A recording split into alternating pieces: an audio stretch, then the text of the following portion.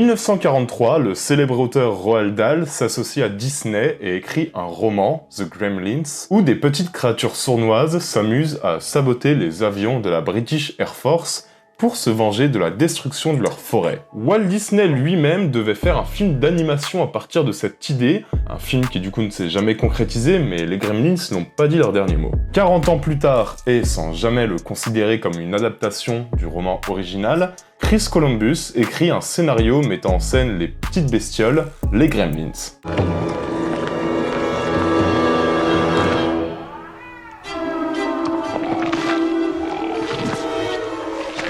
Le scénario parvient jusqu'à un certain Steven Spielberg, qu'il trouve hyper original, qu'il trouve même plutôt génial. Bon, parfois un peu sombre, parfois un peu macabre, mais bon, ça peut s'arranger. Et on imagine un réalisateur pour adapter ce film, le tout jeune Tim Burton. Mais le truc, c'est que Spielberg, il voit plutôt le film comme une espèce de comédie d'horreur. On va dire que l'univers de Tim Burton, à l'époque, il est déjà très marqué. On va plutôt foncer sur Joe Dante, qui a réalisé Hurlement, à l'époque déjà, et du coup qui a déjà fait ses preuves dans le genre. Spielberg oriente le scénario vers quelque chose de plus drôle, quelque chose de plus typé humour noir, là où Columbus, dans son scénario, il n'hésitait pas à balancer du gore et de l'horreur pure.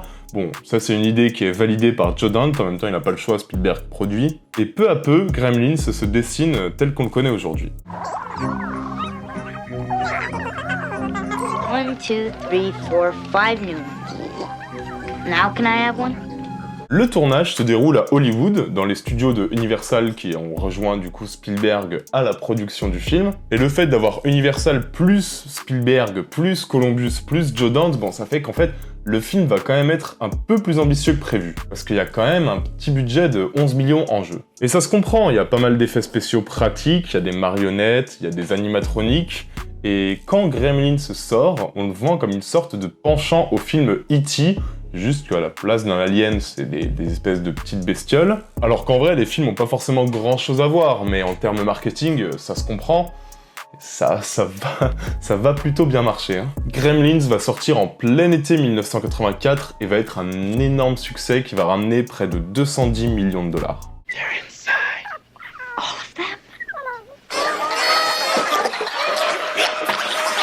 Par contre, au début, aussi étonnant que ça puisse paraître, Gremlins c'était pas un énorme succès critique en fait. Il faudra attendre plusieurs mois avant que le film ne soit considéré comme étant l'un des meilleurs de son année, et surtout qu'il ne soit considéré comme un film qui va traverser les âges. Parce qu'aujourd'hui, tout le monde connaît les Gremlins, tout le monde se souvient de la BO de Jerry Goldsmith, tout le monde se souvient de l'histoire entraînante, et surtout, tout le monde se souvient du design des créatures. Un design qui est pour beaucoup dans le succès du film. Parce que ces bestioles, elles sont tellement attachantes, et même quand on met de côté la nostalgie, franchement, pour l'avoir revu récemment pour cette chronique, et malgré, quelques petites imperfections qui sont quand même bien là, Gremlins, c'est encore un film qui tient... Gremlins, c'est un film qui tient sacrément la route, hein.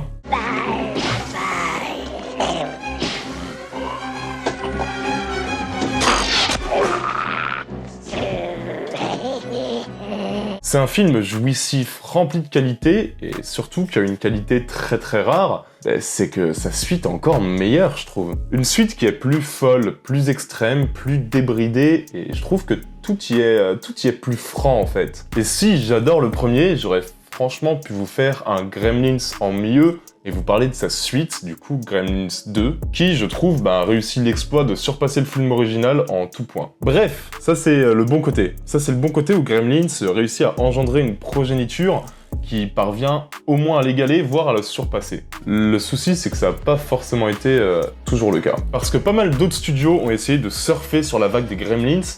C'est pas toujours très bien passé, c'est le moins qu'on puisse dire. C'est comme les Gremlins, en moins bien.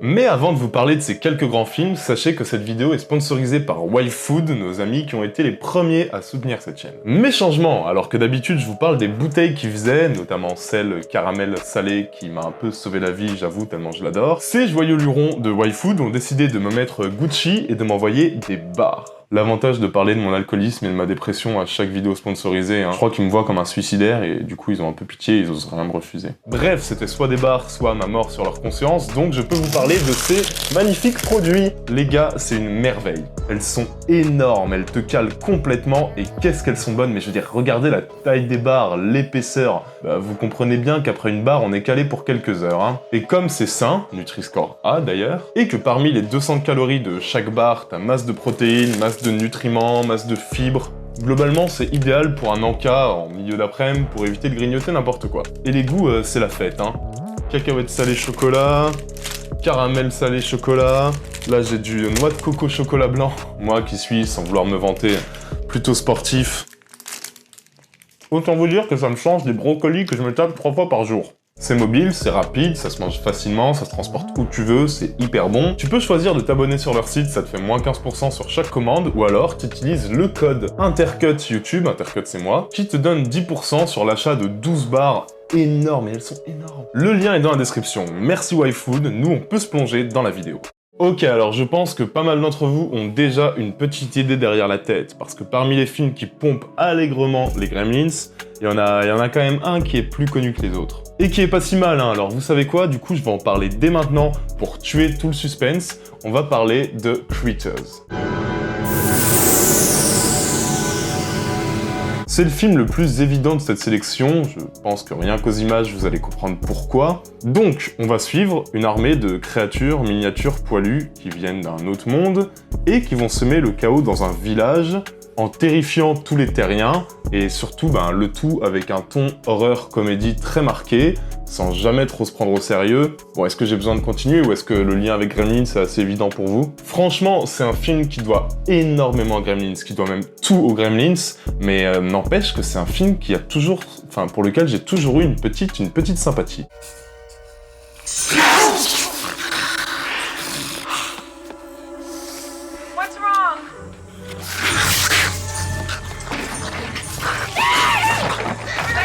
Parce que Critters, moi je l'ai toujours vu comme étant un peu le représentant d'une drôle d'époque. L'époque où on pouvait financer des films complètement décomplexés, qui pompaient presque mot pour mot le concept d'une grosse réussite du box-office, et où ça accouchait d'une espèce de petite série B fauchée qui se permettait tous les excès avec un entrain hyper communicatif. Bah vous voyez, Critters, c'est exactement ça. C'est une série B qui sent bon les années 80 à plein nez, c'est une série B qui ne se refuse rien, et qui par là se trouvent des qualités qui font que c'est un film qui dépasse largement son statut de simple film commercial et opportuniste. Critters est généreux, Critters a des créatures vachement réussies basées sur des effets spéciaux à l'ancienne, et le film se paye même le luxe d'avoir quelques séquences hyper efficaces.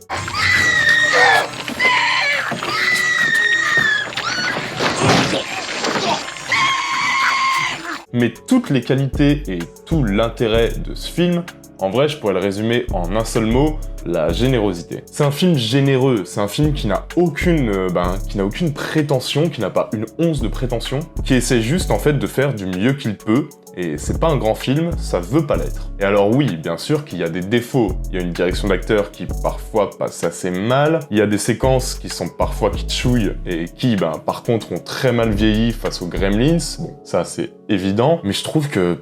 En fait, le film a tellement de bonnes intentions que on lui pardonne hyper facilement, quoi. Il y a des petites idées, il y a cette volonté d'aller parfois plus vers l'horreur pure que vers la comédie, un peu comme si c'était plus basé sur le scénario original de Chris Columbus. Et là-dessus, Critters, c'est un film qui est quand même assez intéressant à voir.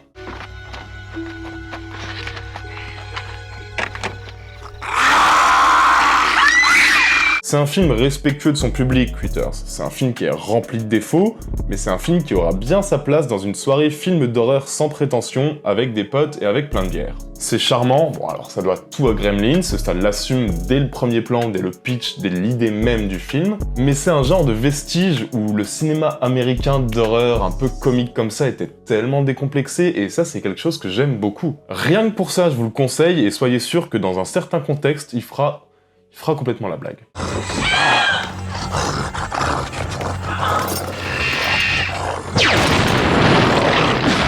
Bon, et dans le même style, si je vous disais que j'avais une saga de films qui remplaçait l'espèce de petite bébête poilue mignonne des Gremlins en espèce de putain de démon de l'enfer, une saga de films pas forcément hyper glorieuse, donc je vous conseille à tous de prendre quelques petits ballons de Ricard, on va rigoler, je vais vous parler de la saga Ghoulies. Alors, l'histoire. Bon, déjà, l'histoire du premier film, c'est l'histoire de Jonathan qui est pas hyper joyeux parce que son père est mort. Merde. Heureusement, celui-ci, avant de mourir, lui a laissé un manoir en héritage. Un manoir un peu sombre, un peu chelou. Un manoir qui est rempli de bouquins de sorciers avec des traces d'étranges rituels. Du coup, comme tout mauvais personnage de film d'horreur complètement con, Jonathan va appeler sa copine, les deux vont faire ces rituels, ils sont vraiment très cons. Et soudain, les Ghoulies émergent et sèment la terreur. Je pense que vous l'avez bien senti, hein, les gars. Hein. On n'est pas sur de la grande littérature. Hein. Je passe très vite fait sur le premier volet parce que vous allez comprendre.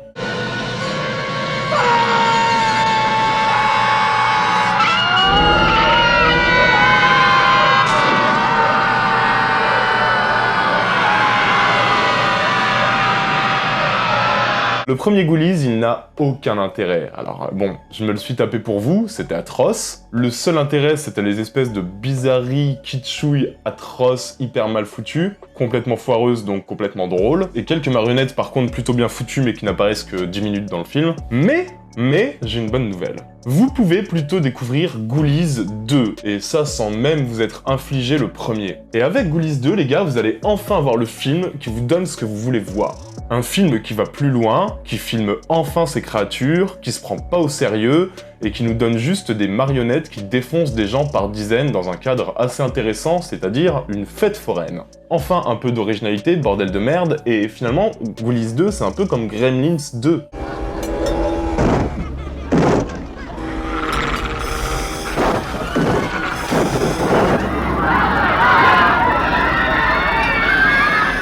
On a un deuxième volet qui embrasse enfin tout le potentiel de l'idée et qui va à fond dans le délire. C'est gore, ça va 300 à l'heure, les créatures sont beaucoup plus soignées, et on a enfin l'impression de voir avec Ghoulies 2 une série Z qui s'assume, qui va camoufler sa non-mise en scène par des meurtres complètement gogol et des situations stupides mais drôles qui vont s'accumuler de partout. Et surtout, mais incroyable mais vrai, les gars, on va commencer à avoir des idées de cinéma, quoi.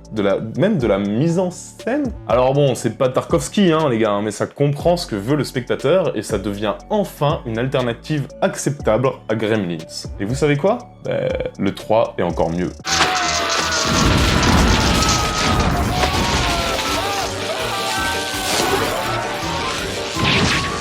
Alors c'est clairement un des films les plus cons que j'ai pu voir, mais putain il est jouissif d'une force. Cette fois ça se passe dans un lycée. Les Ghoulies sortent des chiottes, ils sortent vraiment des chiottes, pour défoncer tout le monde, voilà, classique. Et Ghoulies devient un film pervers avec tout ce que t'attends de ce genre de film, c'est-à-dire des adolescents stupides, du cul, puisque ces adolescents baisent et donc ils se font trucider de manière graphique, puisque baiser c'est mauvais dans les films d'horreur et on le sait tous. Donc du cul, du sang, je m'arrête là, je sais que vous en demandez pas plus, hein, je sais que le public d'Intercut est pas non plus le plus exigeant du monde, je plaisante, je vous adore. Avec ce troisième épisode, je m'éloigne un peu des Gremlins pour aller vraiment vers un film complètement nawak. J'avoue que c'était un petit peu la petite phase de trop, je me suis emballé, mais je me suis tapé la trilogie entière, c'est pas pour ne pas parler du 3. Hein. Et franchement, le 2 et le 3, vous pouvez y aller, c'est vraiment une expérience à tenter. Le premier, enlevez-le vite, franchement oubliez-le, il sert à rien.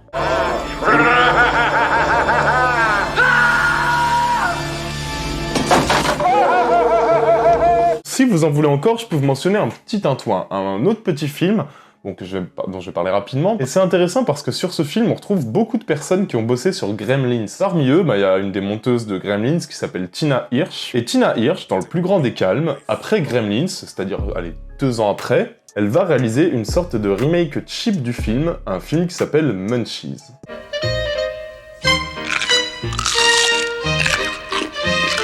Voyez plutôt, on va suivre un groupe d'archéologues, qui ont l'air profondément débiles d'ailleurs pour des archéologues, qui découvrent au Pérou une bestiole étrange. Du coup, première réaction, ils sont contents, ils la ramènent chez eux. À partir de là, la bestiole qui est clairement un Gremlins, hein, elle va faire que des conneries, elle va s'avérer être beaucoup plus dangereuse que prévu. En termes de mise en scène, on est sur une catastrophe assez cheap. En termes d'écriture, Je l'ai vu, je m'y attarde pas, c'est pas du tout un bon film, mais on est complètement sur un Gremlins en vraiment moins bien, donc je me devais de le mentionner dans cette chronique.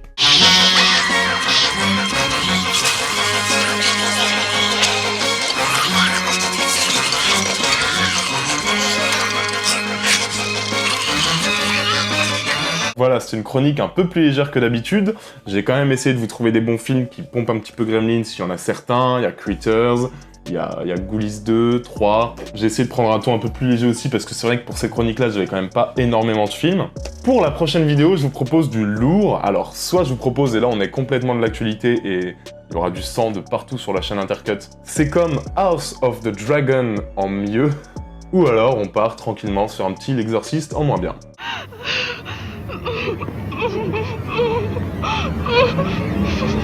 Dites-moi celui que vous préférez dans les commentaires, n'oubliez pas, c'est très important, que vous êtes les meilleurs. Nous, on se retrouve très bientôt. Ciao à tous, bisous.